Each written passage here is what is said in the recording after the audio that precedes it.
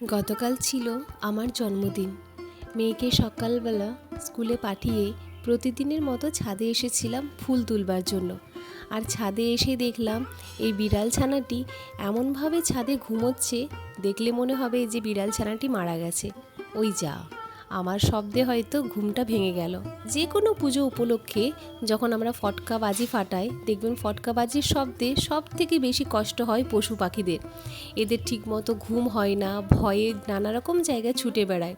কোথায় শান্তি পাবো, সে শান্তির আশ্রয় খোঁজে। এখানে হয়তো ওই শান্তির খোঁজেই এসেছিল, ঘুমোচ্ছিল, কিন্তু আমি ওকে উঠিয়ে ফেললাম। কোনো ব্যাপার না, আরও একবার ডাকার চেষ্টা করি, দু একবার দেখি যদি আসে। তো ওর বাবা জন্মদিন উপলক্ষে তো অনেক মাছ এনেছে, ভাবছি সে মাছগুলি দেব।